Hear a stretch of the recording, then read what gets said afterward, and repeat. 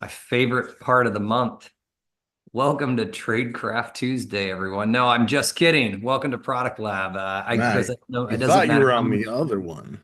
no, it doesn't matter how many times I kick off Product Lab. I just can't get that Welcome to Tradecraft Tuesday out of the way. It's been one of those, and we're on like 2 years, and I still want to introduce it that way. All right. Typical questions, by the way, it is. It's just so catchy. I appreciate the audience. Pretty eventful month for everyone. Yeah, slow and slow. Did anybody get any good vacation out of the way? I did ask that question last, and a lot of people promised some good vacation. I wonder if anybody actually made its way out. The Chris, you do boys anything at podcast. all? I'm in Miami right now. Not in September, no. Now, there were some people talking about end of summer, or even some folks were suggesting that getting the kids into school was the beginning of the real vacation. So I feel that 100% with my three. So, okay, Yeah. looks like we got some all kinds of vacations are things I wave at as they pass by. I won't lie, I made it Yeah. out. I made it out to the track. I drove for my first time in 3 months, just trying to get better at not killing myself, slinging that car around the track. So that was fun. Several people calling out no vacation because of Sonic Wall VPN issues. Gosh, you're I feel telling me. you. It seems like every week. I almost added it, Chris. I don't know if you saw. I'm keeping straight out of the lab. I got that on our September agenda, but I was so tempted to throw some of the Sonic Wall things. The problem is when you do a Sonic Wall or a Fortinet VPN or edge device episode or a segment, they just sound like every other of the 30 other Sonic Wall incidents. Like it's SSL VPN. It's some sort of thing that it wasn't a 0 day. It was just a misconfiguration. It sounds like the same problem over and over. And so, Yeah. yeah, maybe at this point, the same way some people said they see holidays and vacations just fly right by. I feel the same way about edge device vulnerabilities. That's how I'm feeling. Yeah. With that said, not going to waste your all's time on that topic. What's neat is we really have quite a bit to show instead of just telling. Um, Kind of my favorite section is cat and mouse that talks about like the never ending back and forth. The team is playing with some technology really focused on, I think they called it like annoying. I read it and was like, oh man, this is really going to piss them off. But really talking about the economies of access brokers, where we're really trying to say, hey, look, we have to understand how their businesses work to extort them just as hard as they try to extort like us and our, whether it's internal IT or our partners and clients, systems themselves, right? So that's going to be a fun one. Chris, I know that I don't want to let the team down, but with the password simulation that we want to show today, I don't know if it's AI generated, but the soundtrack behind this thing is like Huntress needs its own SoundCloud, is what I'm coming to the conclusion, because this thing was dope. It was an absolute banger of a soundtrack Yeah. behind it. So we'll be sharing some of that. Chris is going to be actually doing his own demo of, if anybody doesn't remember, we've been talking about the security posture management. How do we take more and more, like we love the detection and response side, but we're trying to move things further left where it makes sense. And so Chris has actually started internal testing at Huntress with our application control. I think it's still very much audit mode only right now, Chris. Is that correct? Yep. And so as much as I'm going to get it there, I want to make sure we show that. And I'm taking a look at chat. I'm seeing there's all kinds of conversation about that I'm missing, both between spice and too many beers. I will tell you that as soon as we flip application control into from audit mode to enforce, I'll probably need those beers, because that's about the time that you really discover your audit isn't always as good as you hope it will be. And then last but not least, we need your all's kind of feedback on some security posture advice. We have a lot of folks that want to show value or proof of value to kind of your client base, or to your actual, like maybe if you're in IT and you're reporting to security, or if you're in security and you report to a CISO. We've got a lot of different varying feedback, and I think this is we're well into a section where we don't know what we don't know. So that's kind of the idea today. Of course, always giving out more gifts and prizes stuff at the end. I don't know, Chris, if you've heard what the swag is today, but I heard the team is preparing for a good October swag. I don't know what that means since it's September. Does Ooh. that mean us in September we just get left high and dry? I don't know what this is, but I have the feeling it has to do with like awareness month. Swagtober. I'm all for it, Oscar. Ooh, Swagtober it is. interesting. No, I didn't know that. Hadn't heard. So I assume for this month, probably still the swag we've been giving out, and then maybe next month we'll have some great stuff. I even heard we were at the Indianapolis event and I heard it might even, some people were talking about racing gear, racing paraphernalia, stuff along those lines, all Hmm. kinds of wildness. So let's see what happens. With that said, Chris, we got a lot and we got to get going. So straight out of the lab for team, if this is your first product lab, by the way, this is a combination between Chris and I internally bullshitting, us sharing with you how things actually work inside our R&D factory. There's no pitches, there's no nonsense. It's just making sure you know both what's just come out and what's on the roadmap. But the problem with roadmap is a lot of product teams work in the way that you just kind of like they think they know what they know. For us, we need your feedback. So I know that was given to us in the feedback from last month that we haven't been doing a great job of setting the tone for new listeners, new people joining us. So what you're seeing right now is all the fun new stuff. Like for instance, if you're using the SAT side of the house, they just dropped a brand new elevated privileges episode. This is still dealing with people that are salty and don't understand least privilege. Or for instance, the engineer who's like, I'm a dev. I need God mode access. I don't care what the ramifications are in the network. I mean, you and I know that never happens, except every engineer under the sun claims like, I need this for my bill. Yeah, denied devs everything. And then they'll say, well, if you Yeah. want a product, I can't ship the new, feature if I can't compile this way. And I'm glad, Sean, that both you and Aaron both, I'm glad you're feeling seen. You all are actually pretty helpful in my understanding of just how murky it gets out there. So we're excited. And really, again, a lot of you who asked was for this episode to tailor a little bit to that. So won't go any more deep there, but that's pretty cool on that end. For those that don't remember, so like we do own our full animation team. It's not outsourced. It's one of the biggest things that we actually acquired when we acquired the curricula company. We wanted their animators. So some folks started, I almost said the word complaining, but I would say throwing out that, hey, folks don't always look like the stereotypes in the office. Can you get things a little bit spicier? So we've got all the way down from, I'm pretty sure this was like inspiration from Silicon Valley down to the manager who never quite gets his tie right. So thank you all for throwing these, like legitimately, if you don't go on feedback.huntress.com and light us up with this stupid stuff, like this is literally where these come from. And it just keeps going, by the way. So more and more of these nonsensical things, and I appreciate you all kind of lighting us up as we really are. We're building the environment for you all. So if you don't know you can do that, please make sure that you keep throwing that at us because it's not AI generated. These are hand created animators, artists, production artists, etc. And even stuff folks started saying, hey, look, you've got this whole world that you can teach people from. I feel like we're not giving, enough representation to the geeky side of life. So I just want to throw it out there. There is some Dee Dee as she's getting influenced. I think a lot of you all know Huntress was a comic book character. It's not a comic book episode. We need these to relate just the same way to a lawyer as it relates to a mechanic, as it relates to, for instance, maybe a business administrator. And so, for instance, we threw some homages as Dee Dee's getting influenced by these evil comic books. So stay tuned and dive into that episode. Chris, do you want to talk a little bit about this one? Like I saw this, obviously I know what it is, but do you want to help explain a little bit what this auto downloading is?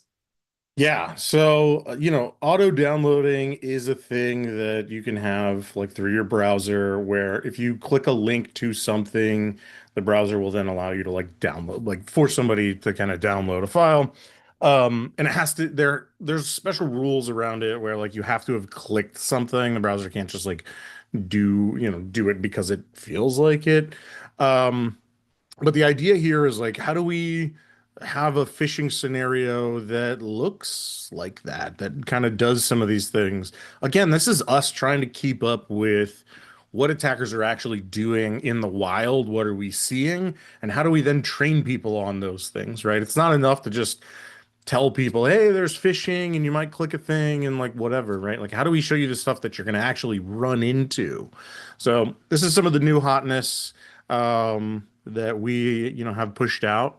So, that's live now. So if you wanna check out this phishing scenario, you want to push it out to your users, it is there for you. Nice, nice. Keeping it going. I just want to remind folks, like we've had a handful of people asking some questions already. You can use the QA feature. We'll definitely get to them.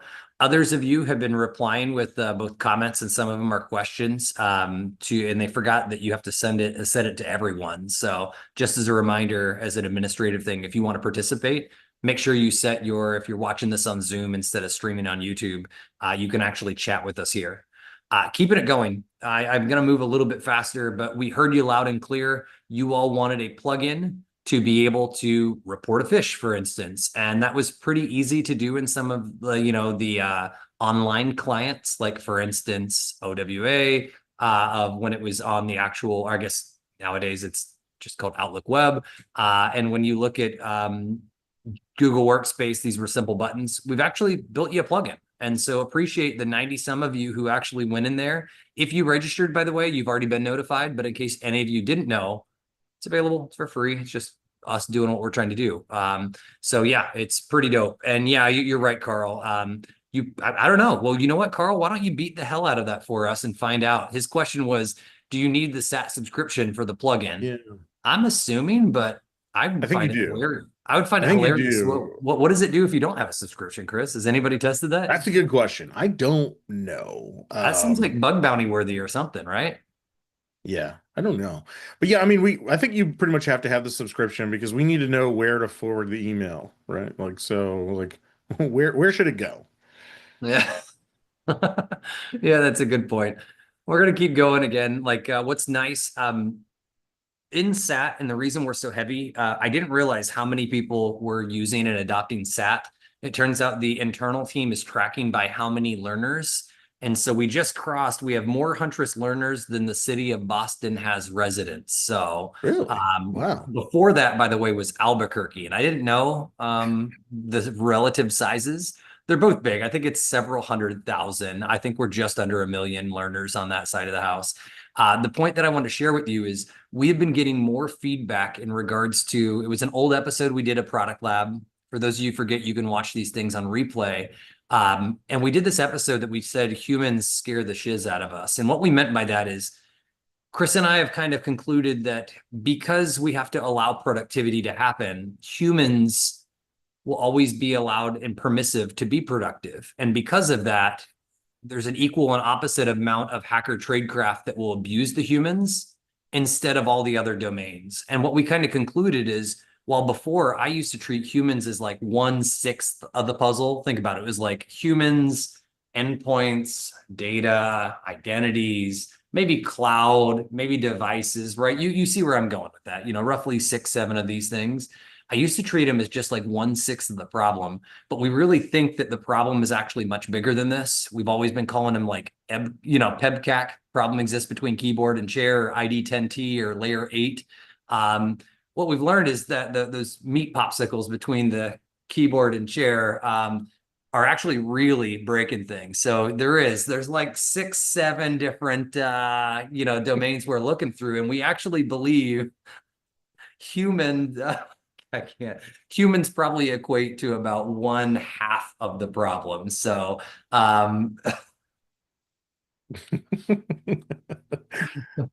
it fucking got me. Yeah. So where I'm 6 going with yourself this, on accident. I did. I don't. That's clearly my Gen Z kids, my Gen Alpha kids ruining me. And I'm glad to see there's so many others in here as well that are equally tainted. Where I'm going with this is we actually commissioned a study of this, like independent of Huntress. We commissioned some market research, and it turns out 500 admins heavily concluded the way that we're currently doing security awareness training, when I say we, I mean the whole entire market, isn't actually thwarting the problem. Which, to be very frank, that wasn't great for us as a company who builds security awareness training. We're like, what in the world's going on? So we also started to, we hired a skibbity toilet professor from UCLA to help audit of whether we were doing the right education techniques to be able to like drive people to something that would actually be retained. And as much as I'm trying to keep it together in this product lab, things are going pretty good. The point I want to share with you is it's not great, the current state of security awareness training. And we are really trying to make sure that even if we have to cannibalize ourselves and adapt some of our own learning lessons to make sure that people are actually behaving differently, not just wasting 9 to 15 minutes a month. The point that I'm getting at is we're doing our best. Chris, you got to take over. I can't right now. I'm in giggling mode. Yeah. So if you are, if you're somebody who's trying to, whether it's convince end users that security awareness training is worthwhile, or convince your customers or your leadership, whatever it happens to be, that, hey, security awareness training is important and that we have to do something different.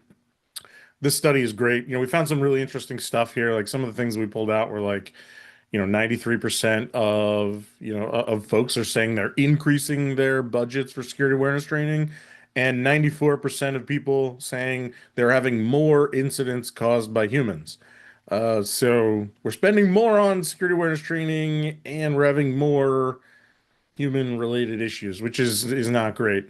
So we got to do something different. And so, we've started to work on that. If you want to go to the next slide.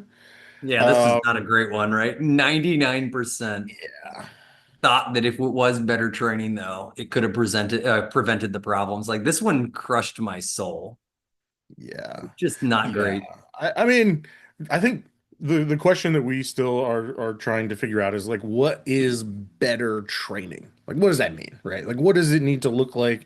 How does it need to work? And this is why we've started experiments with things like the simulations we're doing of trying to not just let's have a couple of people in a fake office pretending to be coworkers and talk about why security awareness training is good. Like, how can we actually show you, like, what are the things and what does it look like, so you can understand when somebody's asking you weird questions like, hey, maybe this person's trying to phish me or something like that, right? And so we are constantly experimenting and working with people in the training industry, researchers from places like UCLA, trying to figure out like what does better look like and how can we make this actually resonate with folks. So, Chris, I'm going to go a little bit faster, right? Because we can talk about SAT all day. If you can't tell, we're making progress. If you all, by the way, want to, like, we know that the holidays are coming up. Obviously, Cybersecurity Awareness Month is October, and after that, we launched a whole bunch of free episodes and things. So if you want to grab a screenshot real quick, these are available for your friends, family. What's neat about it is they don't have to do a trial and there's no registration. It's no email. It's just 100% free for the whole month of cybersecurity awareness training. So like, use and abuse this. We actually believe that giving this type of stuff out, because if you think about it, the human cost to build these episodes is kind of one time. After that, the cost of goods sold is mainly like streaming data and a minimal amount of database. We can do these from time to time, so pretty neat. But please use and abuse that. And hell, if you guys can use it for, maybe convincing your clients to test, or even from some of you, we had folks say like, I don't know if my customer base would deal with an animated episode. Beat it, abuse it. Like, the whole purpose of this is to be able to use and abuse this content. So with that said, we're going to move off of SAT. That's a lot, and we went fairly deep there, and we got a lot to cover. We want to share with you that, yes, we heard you. And not only did we hear that you're looking for more and more and more log sources, not just on Windows, but for instance, these three happen to be pumped to let you know that Windows DNS, LDAP, and Sysmon are all able to get gobbled up now. I think, Chris, correct me if I'm wrong, there's not full detectors written on these yet, but this is ingestion and storage for compliance, especially many of you that we heard from get flow downs. Like, you have a contract with an enterprise client that says you must store these type of things. Even if you don't have to hunt across them, it's the retention piece. So it's there for you. Appreciate you letting us know. And what's neat about this is we've kind of been going back and forth about how do we gather the right logs and then add the right detections. And so a good example of this, it's not quite cat and mouse, but if any of you didn't check, there was questions last month on what are we doing about all the EDR silencing tools? That's what it was called, EDR silencer. This month, if you haven't been able to keep track, not only was there a ton of new edge device exploits, there was actually a handful of these scenarios where EDR tools being shut off.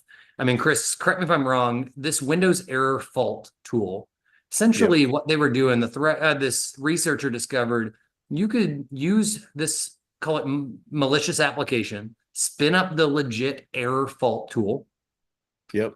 and actually attach it to the EDR process. And so it would then hold it, you would then suspend the process. And then if you suspend that actual tool, you would more or less lock the EDR process up forever. It couldn't hunt, it couldn't do its antivirus if there was an antivirus component to it. And what was really exciting about this is because most of the Microsoft implementation was in the kernel, you didn't have to bring any of your own kernel drivers or exploit a driver. You'd actually be able to just use the built-in Windows application to freeze an EDR. And so very similar to like the feedback you all gave us, we challenged ourselves over the last month. Could we actually do more to, like, when somebody's doing this tradecraft, can we use this as a leading indicator of compromise? And so, for instance, the motivation you all gave us last month, we saw this new tradecraft come out and we tested for our very first time, could we find cases of this new tradecraft that when it's spawned a certain way, like in this case, it's NT authority system, knowing that that's what's required to be able to lock and block down like these other EDRs, could we put EDR-Freeze on ICE itself? And what's really exciting is, even though we haven't found anybody using this tradecraft in the wild, want to let you know, like, this is a good example of like, it's kind of just a trap waiting for people to be able to capture them right now. And so we'll keep you all up to date, but just wanted to give that heads up of the same exact way you all are influencing like what logs files and log sources to grab. You helped influence us of like what tradecraft you're most concerned of. And thankfully now our tamper protection capability will actually, take care of this. Chris, did I cover all that correctly? Yeah. I didn't work directly with them, but I Yeah. think this is what how was explained to me. Yes, and I think the only part I was going to add is people are probably wondering, like, what does WER fault secure have to do with any of this?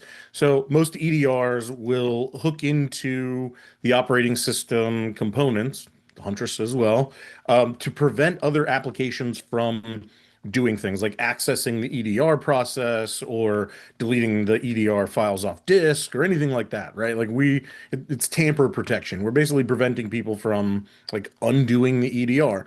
Well, what basically attackers found is that using some of these other things like Windows built-in components, the EDR would allow it to happen because it's like, oh, well, this is like this is a Microsoft thing. So it would allow the Microsoft utility to attach and suspend the process.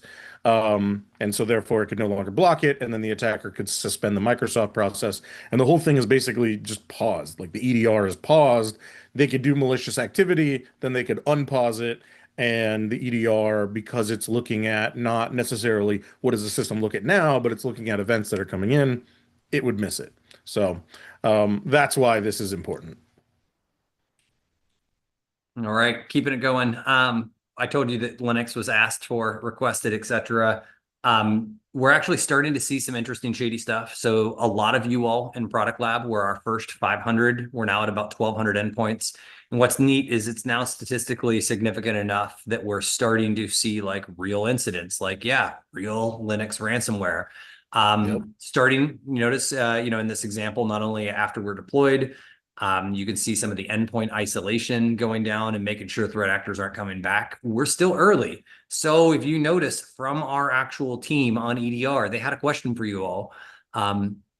I'm curious, what type of threats do you guys keeps you up at night? We heard web shells a lot last go around. I'm curious if, like, when I say last go around, I mean when the EDR team polled their audience. But for Product Lab, I don't think we've ever asked this question. We're super curious, like, is there certain things you all are like, I mean, I see less like keystroke logger type behavior and things on Linux just because they're so often, not used that way. It's more often like maybe SSH key manipulation. Appreciate that, Jonathan, that, the question about these devices, like for instance, network attached storage. I don't think we're able to. But this is going to be really interesting to see if obviously the different flavors of NICs under the hood. Chris, do you know if we're able to run on any of our existing bills on whatever's under the hood for most, I mean, I know I don't Synology is know. definitely not I've got a, a Synology and I know it's Linux under the hood, but they like unless you kind of do some stuff to put it in like developer mode or like jailbreak it, like you don't really access the underlying OS. So I don't know. That's a good question. We'll have to look into that. yeah, I don't know if you saw David's comment on here, just the old fashioned data exfil, double extortion, plopping app databases. Hell, even just knowing you just massively uploaded, whether it went through SSH or whether it went through SFTP. I mean, that's kind of the same thing. But just knowing a massive amount of traffic went out the door quicker and being able to tie that to which process or the whole process tree. So I love some of this. And by the way, we have started getting more questions for the Docker workloads. We've heard a lot of people have run into some pretty hard time with protecting Docker workloads. One of this was a Yeah. massive vendor that like most of us would know. Um, and they actually described even their experience on something as good of a product like a CrowdStrike was actually really rough, which caught me off guard. I didn't expect to hear that was, I just kind of Yeah. thought they would have that licked, but maybe it's just a really hard problem. So it's usually a resource issue. So like usually Docker containers are intended to be like one specific process that's run in a container, so it can be isolated, so it can be run elsewhere. And usually those containers have the minimum amount of like CPU and memory allocated to run there. And so when you then try to take that container and add an EDR into it, it's basically like adding an EDR to a single core machine with, 256 gigs of RAM, right? Like it's not great. So, so that's the problem most people have. But then running outside of the Docker containers, you can't actually see what's happening inside them. So it's a thing that a number of people have tried to figure out and something that we are also evaluating. All right, we're almost half our episode, by the way, and just going through what was the release. We're gonna have to find a way to like slim some of these down. I think some of it was just us giggling over my nonsense earlier. But little tiny stuff, by the way, new tradecraft. If those of you aren't aware, there's this brand new, let's call it newish technique on how to hide scheduled tasks. This is the idea, for instance, of like, ooh, you take the list of all the tasks that are available in System 32. And then you take a list of all the tasks that are available, for instance, in the actual registry, and you find out one is not equal to the other. However, I promise you 24 different scheduled tasks run instead of just 23 when you're listing them this way. Yeah. So we've just increased, right? That's just keeping ahead. And the reason I want to share this is just somebody had commented last month on my negativity towards a vendor, and it was Weber. I don't mind calling this out. And the biggest reason that I pick on this is if you look at R&D budgets, and I'm talking about for any vendor, we don't have to pick on them in this call. You have to have an R&D budget to keep ahead of these things. These are just like little nuances, and you have to have people there. And if you look, there's just not the same budget being spent other places. To be very frank, if someone left a Huntress tomorrow to go join, I don't know, a Sentinel-1 or a CrowdStrike on the EDR side, I'd be bummed, but at least you're being protected by a team that's investing in their future, right? It's a whole different thing than like, or people that are, managing somebody else's product and they have no idea if the product is being managed. That's what would really like crush my soul. So just want to, Yeah. I'll jump off that rant real quick. That's why I pick on those vendors, but this little stuff, like this isn't hard. It took probably a handful of hours to catch this, but it's a pretty cool technique. One more thing adding, right, to be able to find that, ooh, look, yeah, it really was. They were doing some nasty stuff, base 64 encoded nastiness being called by the scheduled task. Yep. Clearly, we can see, just human eyes, you can look at some of this and be able to say that's nasty. And then, I won't bore you to death, but you decode it and you can see it's the old school PowerShell invoking execution, Yep. pulling down some data, notice slamming it inside, pulling this information from a reg key and giving it Yeah. execution. So You know what's super interesting about this one, and this comes up often, and something that we try to talk about, but we should talk about more, is the way we found this is through Defender alerts. So Defender was quarantining something every 30 minutes. It kept hitting on something and blocking and blocking and blocking. And when we dug in deeper, we found that it was this scheduled task that we did not see in the list of scheduled tasks because of the way they had, put it into the registry rather than in the typical way which exists in the folder. And so it wasn't until we dug in that we identified like, oh, there's something here, and now we were able to look for that. So like people often ask me, is there really a benefit to running like Huntress and Defender, and even if it's Defender for Endpoint where it's another EDR? Yes, right. It was blocking these things, but it required a human to actually go in, do the investigation, do the review, and then we were able to learn from that and update our tooling to better detect this stuff. So I think there's huge positives there. Nice. So Chris, we have a couple questions, but I'm gonna, since we have another little bit of like a SAT demo, I'm gonna hold the question on SAT. Some folks asked about SIM. What's going on with SIM detections? We weren't going to go through everything, but give me a second. I kind of just called an audible just to give you a heads up. Just in September alone, it sounds lame, but turns out brute force detection rules, you can find all kinds of low hanging fruit in just good old fashioned brute detection rules. Yes, SIM is not stopping on the detection side. I took a look at what the month of September had looked like. You can see it's not small. It turns out that there is a handful of really, really effective detectors that are firing extremely high confidence. Like with these detections, for instance, a lot of these detections are just the same thing over and over and over brute force, but only sending 84 incidents. Like this is what you are actually, like, to me, this is the problem I was started out Huntress to be able to solve. If you have all this noise, you don't want to hear from it. You just want to be able to hear for it and get the limited incidents. So I know Yeah. that some people come to us and say like, hey, Huntress has been really quiet. It's because that's us doing our job. Sometimes we understand that we don't always get this right. But I want to share with you, like some of these are just password spraying and even finding things like notice noisy brute forcing. This is just like, I'm going to send everything all at once. Meanwhile, Yeah. some of these password spraying techniques are starting to add like significant intervals, and the intervals have a jitter to them. So it might be at 1 minute, it might be at 7 minutes, it might be at 15 minutes, it might be back to 1 minute, 10 seconds. So this is some of the stuff that we're trying to bubble up to you. And what's nice is it's kind of not whack-a-mole, but it's a good example of like why your products have to be constantly maturing. So appreciate that. And I'm glad I could pull those slides in here for you real quick. Yeah. I hope that answered the two sim questions there. Chris, we got to get moving fast. We're behind. And this is what always happens when we get good content. Do you want to walk people through this, Chris, and give like your Yeah. fast version? Because this is Yeah. kind Yeah. of Yeah. related to sim, like what the question just was. So I didn't want to steal from it. Yeah, so I think this one's pretty short, so we should be able to do this pretty quick. But we talked before about cat and mouse, right? There's always this cat and mouse kind of behavior between defenders and attackers, right? Attackers are trying to figure out what's next, how do they bypass defenses, what's a new way to do this, etc. Defenders are always trying to figure out how to block that next thing and figure out what attackers are doing. So as we started to review some of the stuff, places maybe where we had missed something, places where like maybe we caught something by like some other thing and said, how could we have better detected this?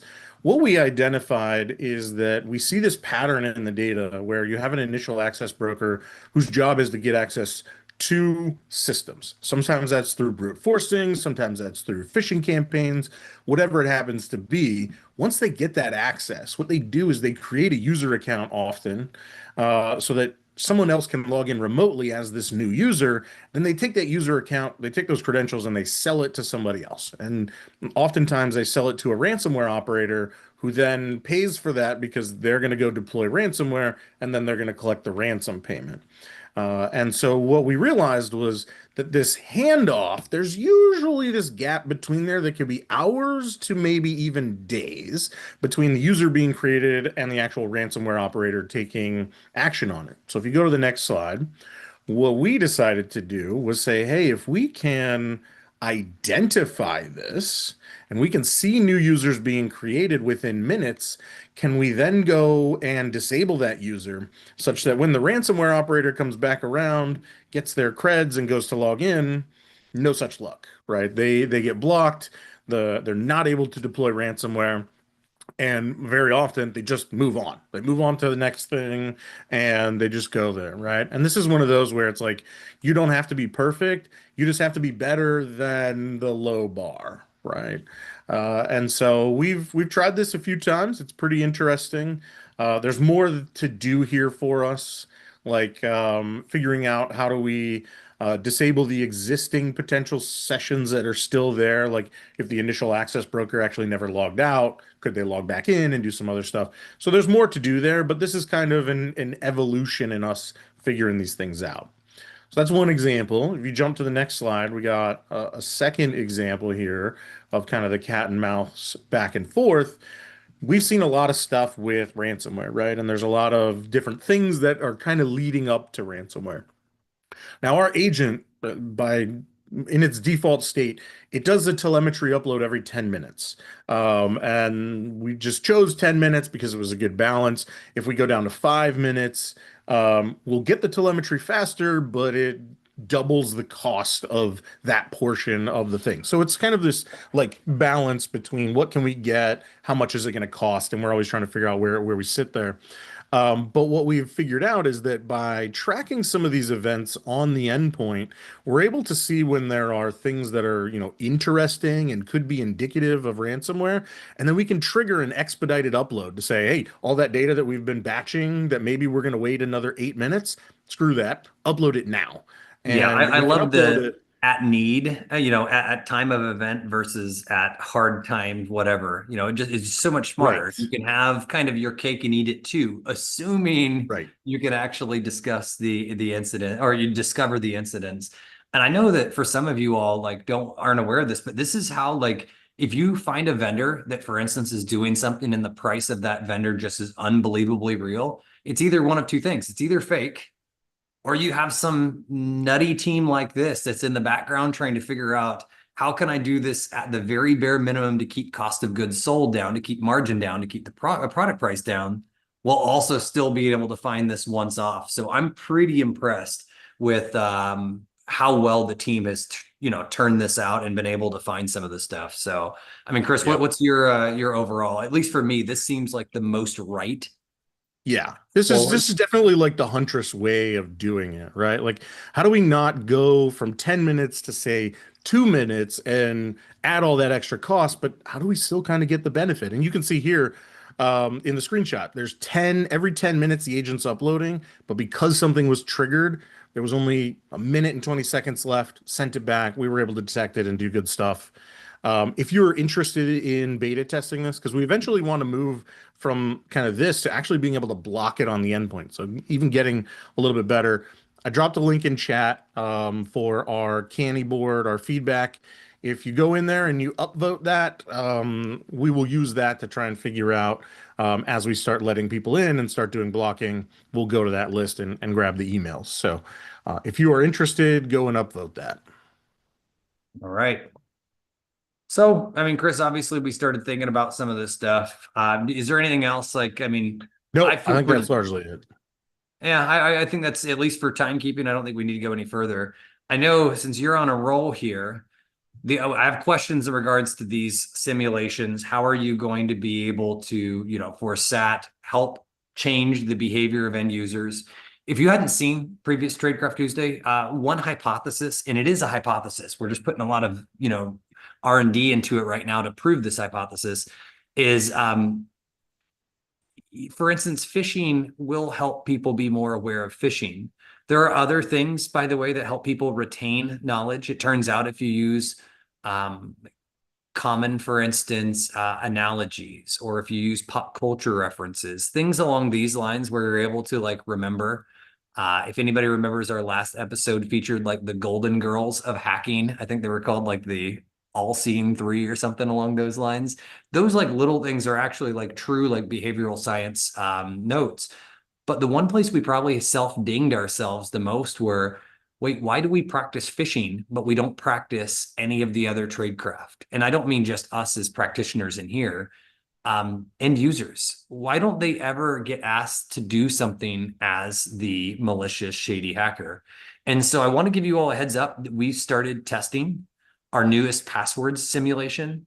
If you all, by the way, we're going to show you a demo of it here real quick. I just want to warn, if you have your account manager's contact info, they can sneak you into early access. This is the whole thing we do with Product Lab, is to get you access to things first.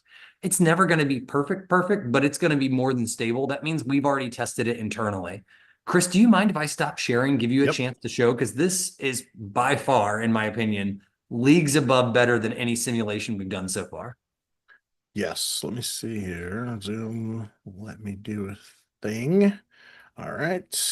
Optimize for video sharing. Awesome. Folks are actually talking about data from market research, what we're doing. Some folks chimed in that, hey, SAT is driven by insurance. Believe it or not, some of our Yeah. reports are actually supporting some of both the kind of data points of what insurers need and don't need. We've also seen the industry, by the way, it sounds like the Gartners and Forresters might move away from SAT. It seems like they've already started writing research, and it looks like the word they're starting to use is human risk management. It was questionable whether it was going to be human security posture management. It looks like HRM, which is also confusing for human resource management. Yeah. All right, Chris, let's go. Yeah. So this is the newest simulation for passwords. And we'll kind of run through some of this pretty quickly, but it starts up, it gives you some of the background of like, what are you doing? Why are you doing it? Right. This is setting up you as the attacker, as trying to figure out how you would do some of this like password, whether it's like social engineering or brute forcing or whatever it happens to be. All right. So we'll go through that. And all right, so we're gonna get our timer, 5 minutes, and we're gonna jump into it. So we get a couple of targets here. We got to start with Craig. He's the intern. We don't get to go to the CEO, founder, or the creative manager just yet. So let's start hacking Craig here. And so we got to figure out, we collected a bunch of passwords here from this like passwords list, and we got to figure out like which password would Craig's be. And so we can try some of these basic of like, oh, is it password? No, that's wrong. Is it 1 2 3 4 5 6 7? No, that's not it. Chris, does And the if little you, I actually work to show the masked password? I'm super curious. it does, it Okay, does for sweet. sure. This is us literally Um, live testing. And so like if you had read some of the earlier stuff, you'd probably know better what his password is. And so we can just keep trying them though until we figure it out. And hopefully it's one of these. Oh, literally I had to try all of them to get it. There we go. All right. So we got in as Craig. All right. So great job. Yeah, we'll get in here. The password was found in a breach. All right, great. Okay, so now what's in Craig's email, right? And we're gonna go through and we're gonna say, hey, you need to clear my schedule. I'm gonna be working with the CEO on a huge project, right? Oh, it's this toucan man thing. What we're trying to teach you here is, okay, I got access as an intern, but the intern's not really gonna have the good stuff. The CEO is going to have the good stuff. And if I can get into the CEO and I can send emails as the CEO, that's where I want to be, right? And so, okay, cool. So let's write a message to her, and we're going to use AI to generate the message. And we talked about that in a previous simulation. How to use AI to do some of these things to help you craft the messaging, all that. So we got this great message now from the creative team, oh, link to my calendar. We're going to send that off to the CEO, Susan. Hopefully she, clicks it, enters your password. Just got to wait and see here. And did we get an email? Boom. We captured some credentials. We got Susan's password.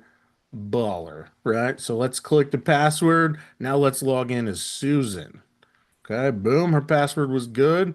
Oh no, two-factor. Shoot.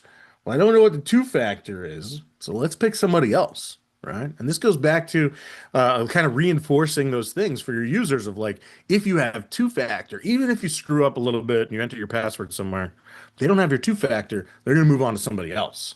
Right. So it's like, okay, cool. Let's go find somebody else. Who's the next target? Right. Now we can go as kind of the creative manager. And this goes on, and there's a whole bunch of stuff here. And, it's one of those things that's like really cool of teaching you the aspects of how it works. And again, this goes back to like we talked about before of how do we, how do we help people kind of understand what's happening behind the scenes and how does that relate? And when you better understand how something happens, you'll understand if it's happening and how to identify when it's happening to you. Yeah, that's pretty dope, dude. Super curious for those of you seeing like, I mean, obviously there's a lot of fanciness to this demo. There was a lot of even just like simplicity of making sure we're reinforcing multiple opinions. Like, did you see like when that email for the phishing thing, even just showing them like using AI to craft the phishing email, we're trying to make more and more of these lessons truly sink in. And from what we can tell, at least the early feedback is good. We'll feel a heck of a lot better when we've got more of this like actually like hard data showing that theoretically, if we're protecting, like, I know this sounds crazy, but our SAT product, if we're doing our job right, we should see less value in our other products. And I think that's a good thing. We should see less endpoint incidents. We should see, or the endpoint incidents we should see should at least step up in complexity instead of such a low-hanging bar. Yep. All right, dude, you ready for me to share a little bit more? Yep. Let's keep moving. All right. So, Chris, you've got some unreleased app control. For those of you who forget, we started the security posture management journey a long time ago. Chris, you want to talk a little bit about, I'll click you through, but I think you wanted to actually show some stuff, right? Yeah, we're gonna do a live demo. So I wanted to show some of the stuff here. So basically what we have now is we have an integration into Windows Defender for application control, which is now called Application Control for Business, I think is what they call it now. So they changed the name on us. But the idea is it's functionality that is baked into Windows that allows you to say, hey, what software is allowed to run, and you can specify it by like, oh, the thing at this path, the binary with this hash, anything signed with this certificate. Like it allows you to specify those, and when that before the process runs, before Windows starts it, it'll look at the list and say, hey, is this allowed to run? If it's not, doesn't allow it to run. It comes up and says, hey, it's blocked. Right now, there's two modes to this. There's audit mode and there's enforce mode. So audit mode is where you start because you want to put out a policy there and you want to see where it differs, right? You want to see what are the things that you would have blocked, and then you can evaluate those to say, oh, should we allow this or should we block this, right? Because we know not every system is the same, right? Some are going to have, oh, the people in finance need to run this thing, but the people in support don't need to run that, right? And so we can customize it. So we put it in audit mode to see what's happening there. We build out the policy until we feel comfortable that anything not allowed should be blocked. We move it to enforce mode. So what you're seeing here is us actually pushing out a policy. So there are a couple of tasks.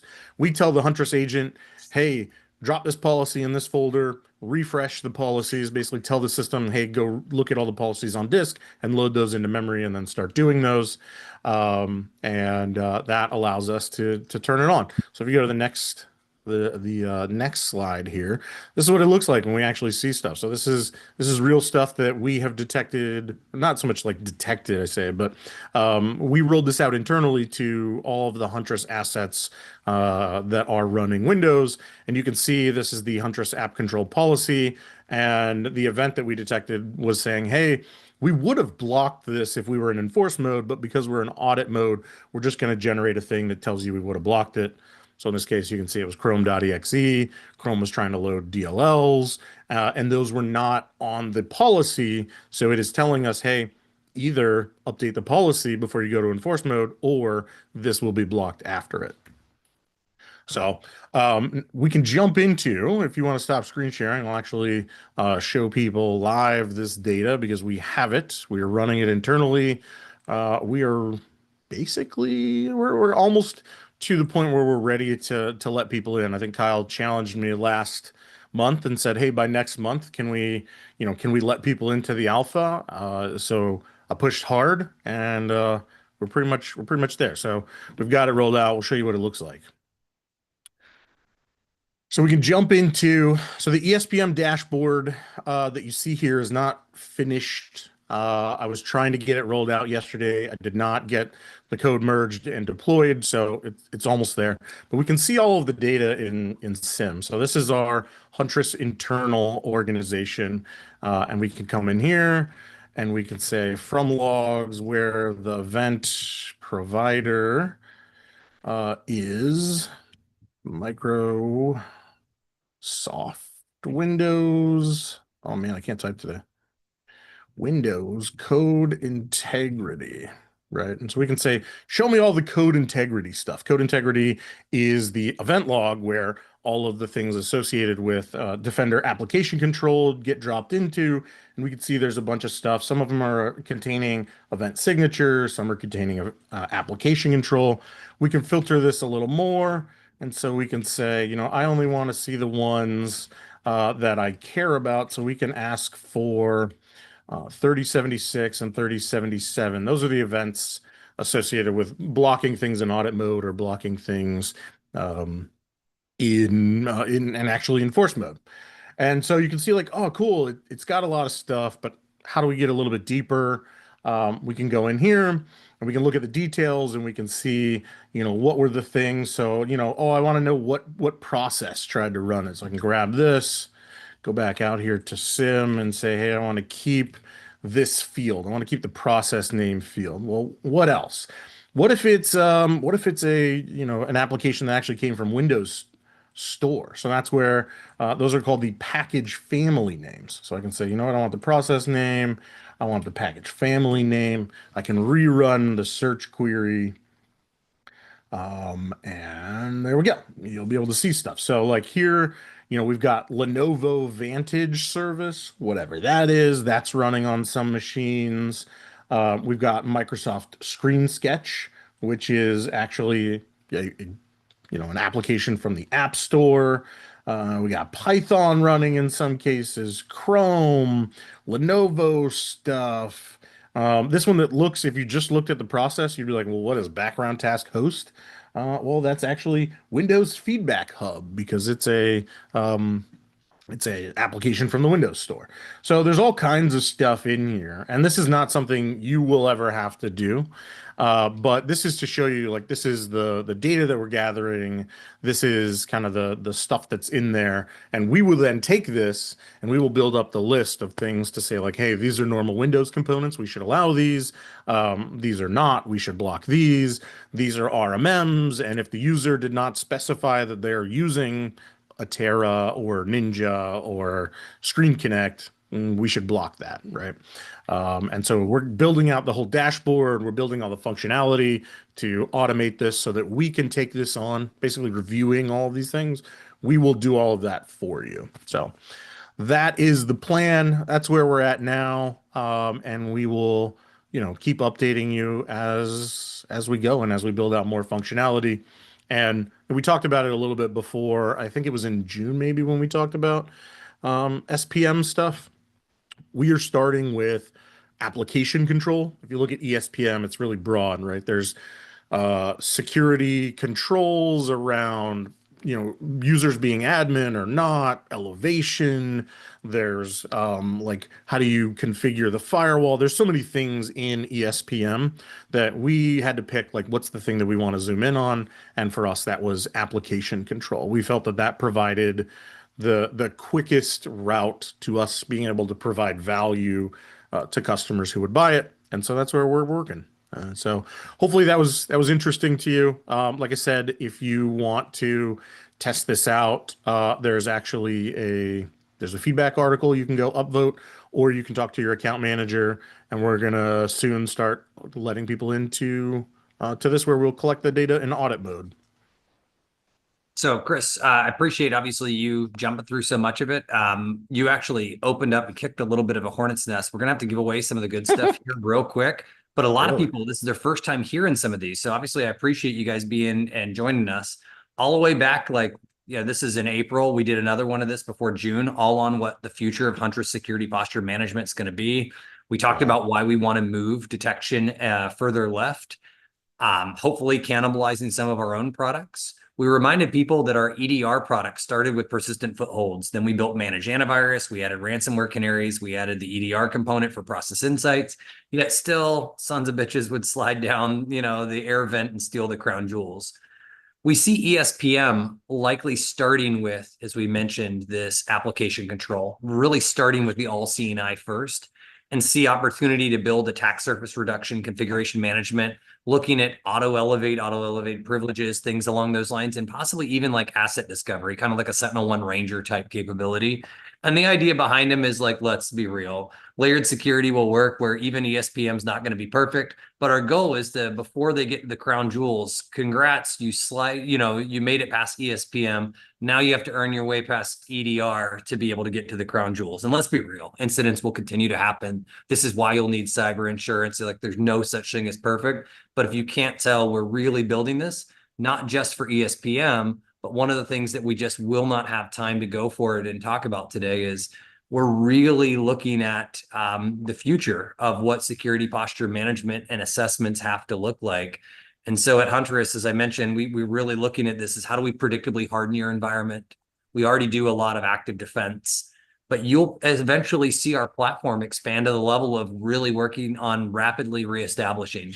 The goal is to give you many options. If you want to enjoy us for a handful of point products, you can. But the real value is when many of these products, like a lot of you are already seeing that you find earlier detection with SIM, when you have SIM and EDR, we want to give you that option of 1 + 1 = 2 without locking you into some like draconian BS multi-year contract thing. So just want to share with folks that these things are coming along. We won't be able to have time, but we want to get some feedback maybe at a later time with you. We'll save this for next product lab. Folks have told us, right? So here's one of our made up companies, Quantum Shield Solutions, right? Coming up with ridiculous names, enter your logo here. And being able to show more of this, we've got some of these assessments on being able to help you understand what like your ITDR posture looks like.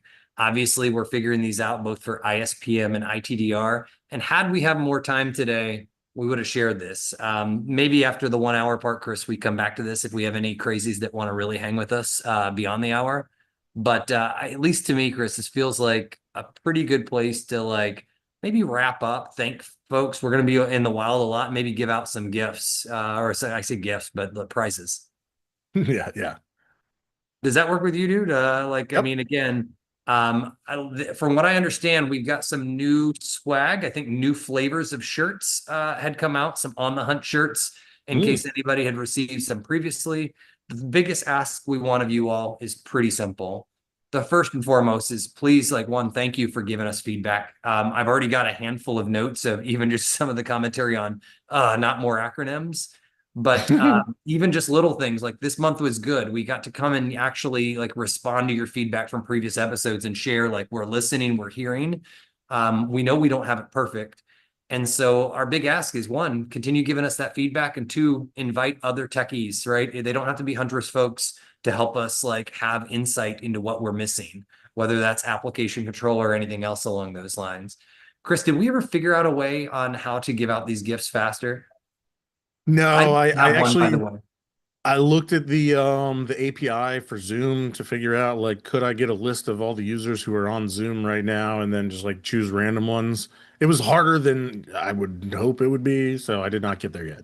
Well, I've got one. So Marcus asked us a question. If he's still on the sucker, asked us the question I didn't have time to get to. It was about SAT supporting multiple languages. He's really hoping we can support other languages like German would be helpful for some of his customer base. I agree. And I think this is one of the things that we've experimented. Chris, correct me if I'm wrong. We've done some both with LLMs. We're finding that LLMs work a lot better than translation, and then bringing other people on board, to do spot checking of the LLMs. Yeah. That would be pretty exciting. Can we maybe hook up Marcus? And so Marcus, in case you're not aware, you just email swag@huntress.com and we will mail you the goodness. Chris, did you choose anybody? I mean, I don't know if you saw in here. We've got some OGs that are hanging in this group. I did not. Who are you thinking? Alan Helbush here. He said, look, I've been on board when this team here in August of 2018 onboarded me, and I'm still here in Product Lab. That's a pretty OG comment. Wow. Yeah, that definitely deserves some swag. So Alan, you're going to hit swag@huntress.com, just hit an email, right? And we'll make sure we get you taken care of. We don't have any hooded capes, but I did want to create, I want to create some boxer briefs that just say like Huntress protects your ass. Like we can get this, like Alibaba should be able to let us do this. Maybe we'll get some hooded capes that go with it. Although we had a security blanket that had a hood. Remember that? Yeah. Cape, you could run around. Oh, please tell me, Chris. We got it, bro. Oh my goodness. So, gosh, do we have any of these left, or is this just like from forever? Your green screen is All you see is the hunter's head, Chris. So that's good enough. Well, there you go. But yeah, it has a hood. Notice there's a hood here. All right, Well, you got somebody, Chris. I just chose two. You got to choose somebody. how about A huntress will be. Yes. Christopher Ireland? How about Why that? Christopher Ireland? He was the last to comment decrying. Is that you just chose first in? No, I just scrolled up. I just scrolled up and chose one. It was random, random as you could get. All right. For Heather or any of the marketing people that get mad when we give out all these things and you guys have to do fulfillment, do I have room for one more? All right. She She said just said yes. yes. Cody said yes too. So we got two yeses for marketing. Chris, do you have one more? Maybe either people that ask really good questions or just, Ooh. folks that are always on here, helping us. Let's see here. Ooh. You notice how I delegated that to Chris? That's how it actually Yeah, yeah, yeah. here. What about Jeremy Harlan? I think he's always on here. Harlan, you always on here? I won last time. See, look at that. Yo, he's being Ah, mean. sheesh. That's because he's always on here. See that? Are you gonna give it to Jeremy? You're gonna open it up. Jeremy, maybe you get the call. You got somebody you want to delegate it to, Jeremy? This is how we continue delegating from me to Chris. So Chris, Jeremy said to Neil. All right, Neil, do it. Do it. I vote for the Sounds other good to Jeremy. me. All right, well, we hooked this up. I love, yeah, I appreciate that honesty for sure, Andy. Hey, what's going on, Andy? I miss you. Awesome. So Neil, hit us up, swag@huntress.com.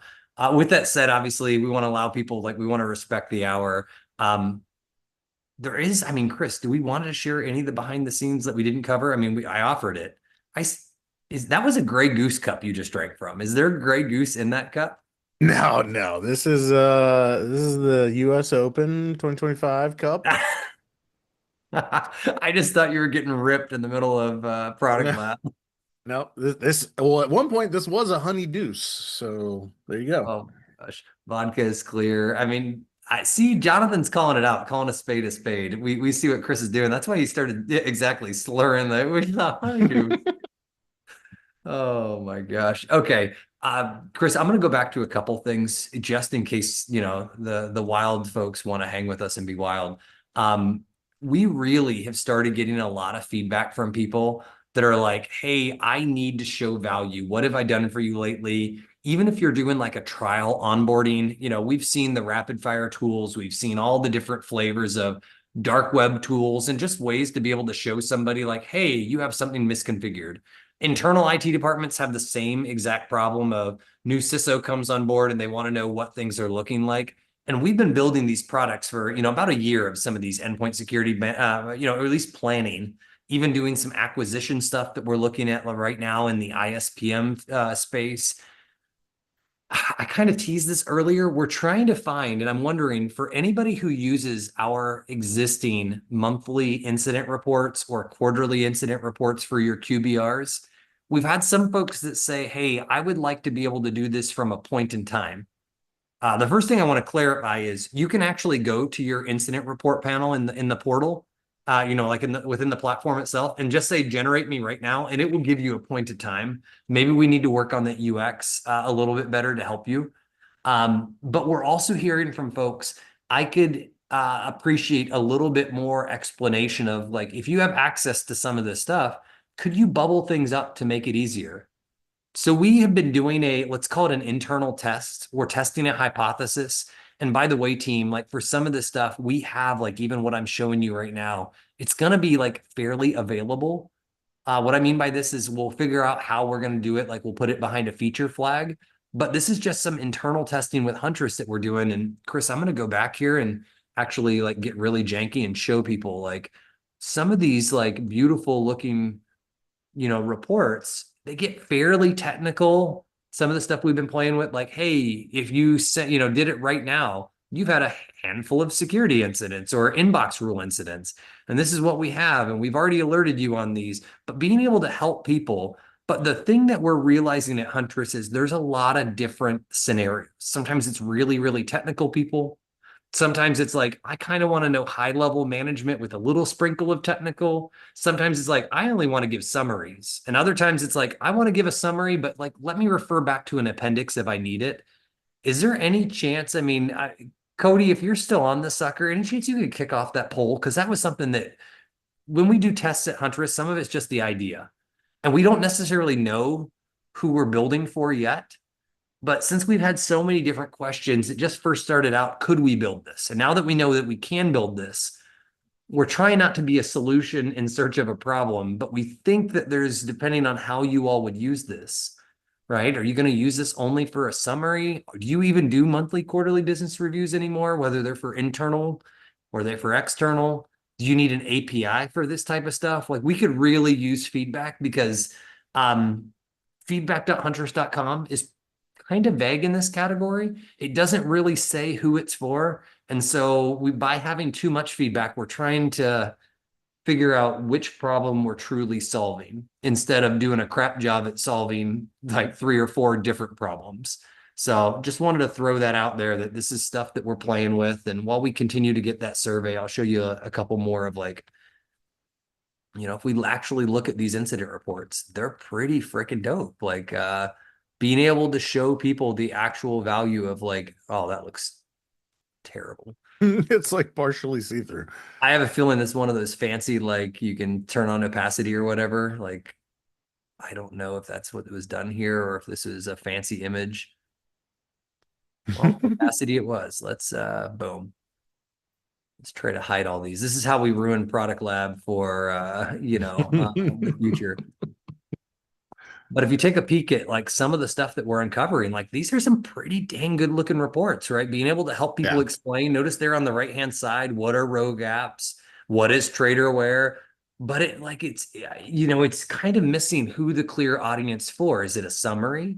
Is it for technical people? Like if you're a VCISO and you're educating the security staff in a co-managed situation, there's a lot going down to it. So if you can't tell, this is one of those that we know that there's problems here, but man, yeah, love the imaging here. Okay. People are digging the aesthetics for sure. Obviously the ability to be able to brand this with your own colors and things. We've always done that. Yeah. PDFs. This one might be harder to brand with your own colors, though. I don't know. Can you do this one? I think that's a good question. If it's branded this looks Huntress branded. That doesn't look like you could co-brand it as your own. And our goal is not to take over your stuff. Gosh, see, this is if you notice, like even in our chat, Chris, are you reading the comments? Everyone else is going to change their colors to Huntress teal, so it's fine. Oh, okay, done. Well, just that's the problem solved, right? Um, Oh, did we get the poll results? oh yeah. Poll master, any chance you There we could go. There we go. show the poll results? Okay, a summary plus technical details in the appendix. That's kind of what we have now in our like monthly report. There's like some very at the end. There's like I wouldn't even call it technical details. It's kind of like incident summaries at the end.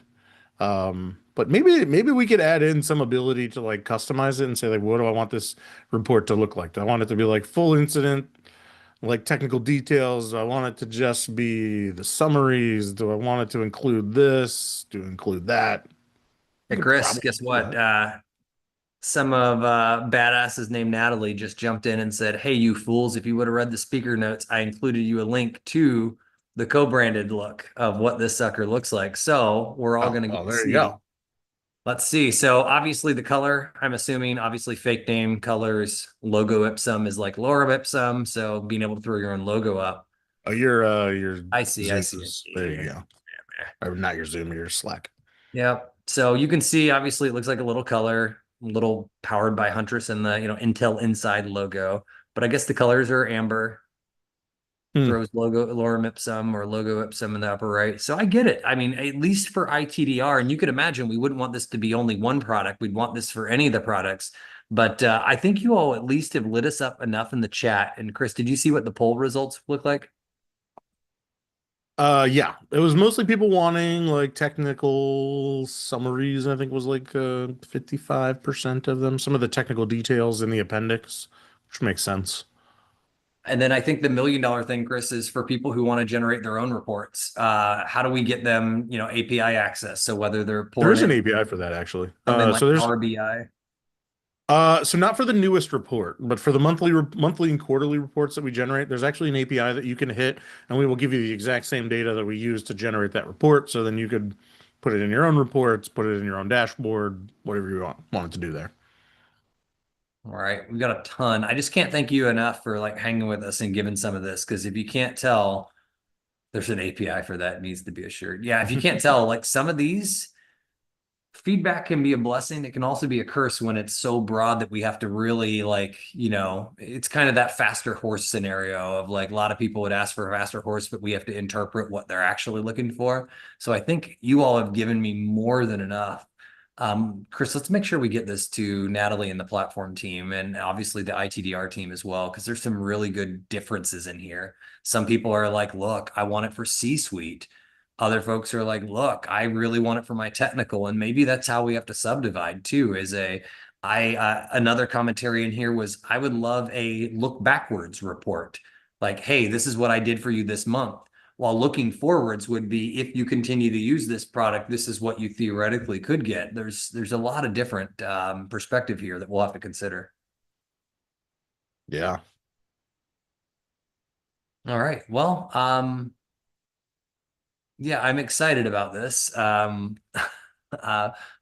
Chris, you got any other questions for the team? Obviously, I appreciate everybody just freaking hanging with us and letting us do our ridiculous thing that we do here. No, it's great. No, I think this was good. We got a lot of good feedback, a lot of audience participation, which is always good. Makes these things worth it.